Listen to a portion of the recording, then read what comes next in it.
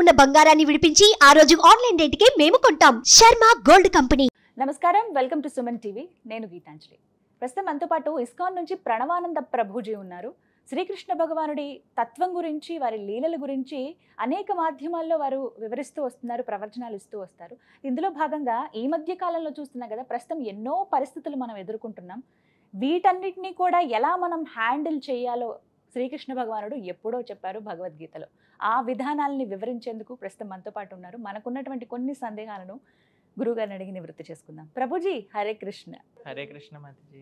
ప్రభుజీ, ఈ మధ్యకాలంలో చూస్తున్నాం కదా, యంగర్ జనరేషన్ స్పిరిచువాలిటీ ఎంత పెరిగిందో. దేవాలయాల్లో సాధారణంగా చూసేవాళ్ళమే, కానీ ఇప్పుడు ఇంకా ఎక్కువ.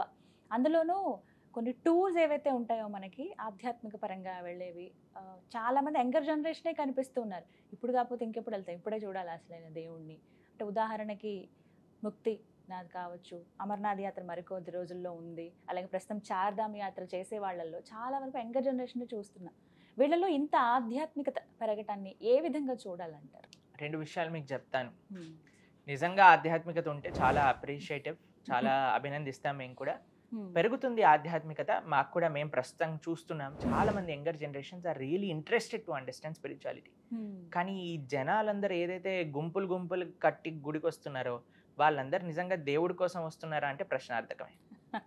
మేము టెంపుల్ గురించి, TEMPLE గురించి మేము ఒకసారి ఈ మధ్య ప్రవచనం చెప్పామన్నమాట. అందులో L స్టాండ్స్ ఫర్ లవ్, భగవంతుడి పట్ల ప్రేమ పెంచుకోవడానికి ఆలయానికి రావాలి అని. కానీ చాలాసార్లు చూస్తాము, ప్రేమికులందరూ ఆలయానికి వస్తున్నారు, భగవంతుడి పట్ల ప్రేమ పెంచుకోవడానికి రావట్లేదు అనిపిస్తుంది. ఎక్కడ చూసినా ఆలయంలో కూర్చొని మాట్లాడుకోవటాలు, గంటలు గంటలు ఆలయంలో ఉండే వ్యవస్థలన్నింటినీ కూడా వీటి కోసం కాదండి తయారు చేసింది. భగవంతుడి పట్ల భక్తి ఉండాలి, కానీ ఎప్పుడు ఉండాలి ఆ భక్తి అని అంటే నువ్వు బాధ్యతగా ఉన్నప్పుడు భక్తి కావాలి మనకి. కాబట్టి ఒకటి నేను చూసేది యంగర్ జనరేషన్స్ కపుల్స్గా రావటం టెంపుల్కి, that is not very much encouraged. ఎందుకంటే నీవు చదువుకునే సమయంలో నువ్వు చదువుకుంటూ ఉండు, ఇలాంటి పిచ్చి పనులు చేయకు. రెండో విషయం, మీరు అన్నారు కదా ఇప్పుడు యాత్రకి వెళ్తున్నారు, చార్ధామ్కి వెళ్తున్నారు.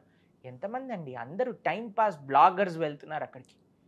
అందరూ సెల్ఫీ వీడియోస్ తీయటాలు, అవి చేయటాలు, ఇవి చేయటాలు ఫ్యాషన్ అయిపోయింది ఈ మధ్యలో. ఎందుకంటే కృష్ణ నామం పెట్టుకొని, ఇప్పుడు మీ ఇంటర్నెట్లో కంటిమాల వేసుకొని నామం పెట్టుకొని చాలా మంది వీడియోలు చేస్తూ ఉంటారు.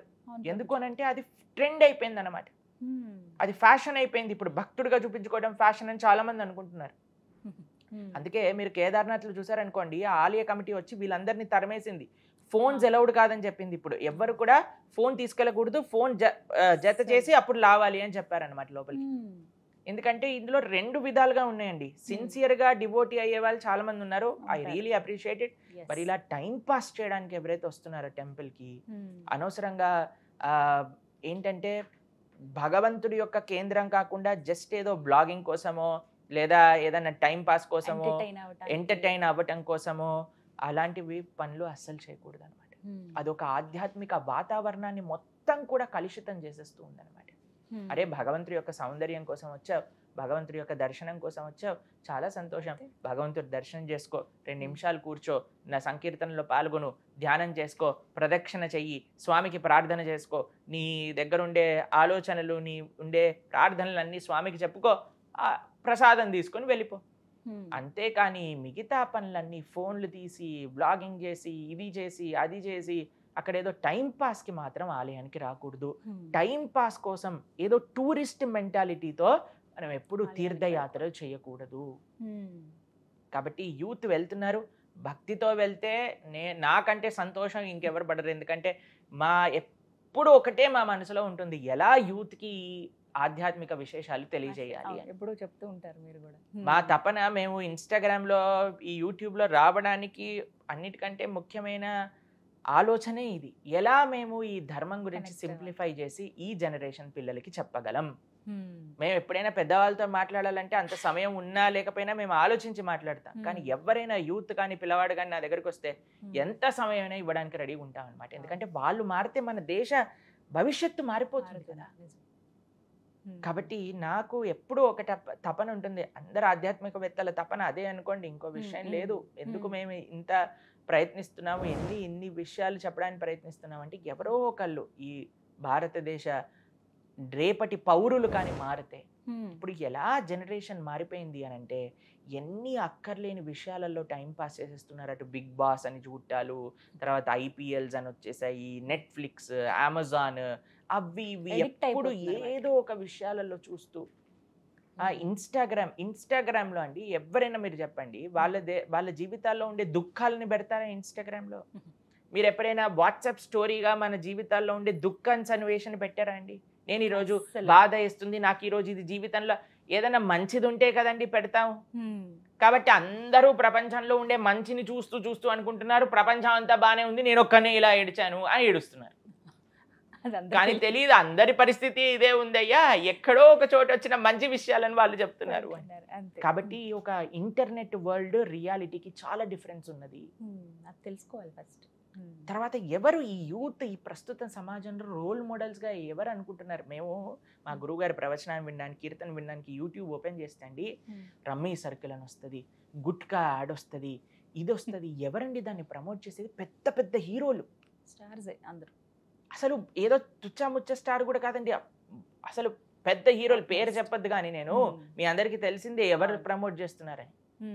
అంటే జనాలను రోల్ మోడల్గా అనుకునే వాళ్ళు ఈ నెక్స్ట్ జనరేషన్ని రమ్మీ సర్కిల్ వైపు, క్రికెట్ బెట్టింగ్ల వైపు, మాణిక్ చంద్ గుట్కాల వైపు, కూల్ డ్రింక్స్, సాఫ్ట్ డ్రింక్స్ వైపు తీసుకెళ్తున్నారు అని అంటే మన ఆలోచన విధానం, మన దేశ పౌరుల యొక్క ఆరోగ్యము, మన సమయాన్ని మొత్తం వేస్ట్ చేస్తున్నారు. వాళ్ళకేమండి, వాళ్ళు బ్రహ్మాండంగా కోట్లు కోట్లు సంపాదించేస్తారు, కానీ వాళ్ళని అనుసరించే వ్యక్తుల జీవితాలు పాడైపోతాయి. స్పాయిల్ అయ్యేదంతా వీళ్ళ లైఫ్. కాబట్టి ఎవరిని మనం రోల్ మోడల్గా తీసుకోవాలి, ఎవరు మనం ఆలోచన చేయాలి? అసలు ఇప్పుడు మేము చాలా మందితో మాట్లాడతాం, దేశ పాలిటిక్స్ గురించి వాళ్ళకి ఏం అవగాహన లేదండి. అసలు దేశంలో ఏమవుతుంది, ఏం కష్టాలు ఉన్నాయి, దేశ సంస్కృతి ఏంటి, ఇవేమీ వాళ్ళకి తెలియదు. కానీ ఏదన్నా సినిమా హీరో గురించి అడగండి మొత్తం చెప్పేస్తారు, ఏదన్నా పాప్ సింగర్ గురించి చెప్పండి మొత్తం విషయాలు చెప్తారు, అమెరికా గురించి అడగండి చెప్తారు. అరే నీ దేశం వద్దు, నీ సంస్కృతి వద్దు, నీ విషయాలు వద్దు, కానీ ప్రపంచం మొత్తం కూడా నాకు తెలుస్తుంది అంటే దానివల్ల అవసరం ఏంటి చెప్పండి? ఎంతగా మారిపోతుంది మన సంస్కృతి. అదే మా బాధ.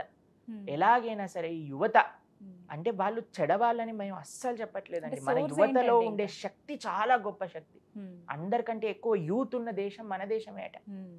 కానీ మా తపన ఏంటంటే అయ్యో తప్పుడు చేతులలో పడిపోతున్నారే, తప్పుడు అలవాట్లలో పడిపోతున్నారే, తప్పుడు ఆలోచనలో పడిపోతున్నారనే బాధ తప్ప మిగతాదేం లేదండి. కాబట్టి యూత్ కానీ అర్థం చేసుకొని నిన్ననే మేము ఒక గీతా విజ్డమ్ అని స్టార్ట్ చేసాం.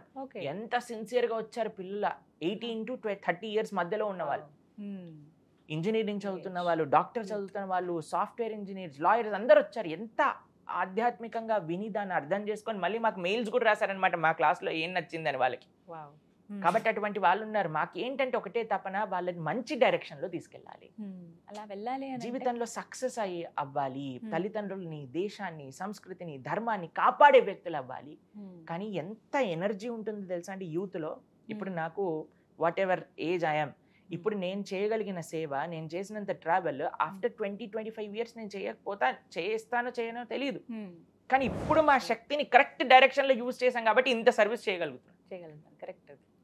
కాబట్టి ఆ శక్తి, ఆ ఎనర్జీ, ఆ టైం, ఆ మనీ, ఆ ఇంటెలిజెన్స్ మంచి వేలో యూజ్ చేయాలి. అందుకోసం యువత కానీ అది ఆలయంలోకి వచ్చి తీర్థయాత్రకు వెళ్ళటం వల్ల వాళ్ళకి ఆ శక్తి వస్తుంది అంటే definitely well and good, but not for any bad reasons. అది మనం ఎంకరేజ్ చేయట్లేదు అనమాట. కాబట్టి యువత నిజంగా మనకి మంచి ప్రోగ్రామ్స్ ద్వారా మంచి ఆధ్యాత్మిక విశేషాలు మాకు తెలిసిన వాళ్ళు 100 మంది ఉన్నారండి. మన ప్రవచనాలు శ్రవణం చేయటం వల్ల ఆధ్యాత్మిక మార్గంలో ఉన్న వాళ్ళు 100 మంది తెలుసు మాకు.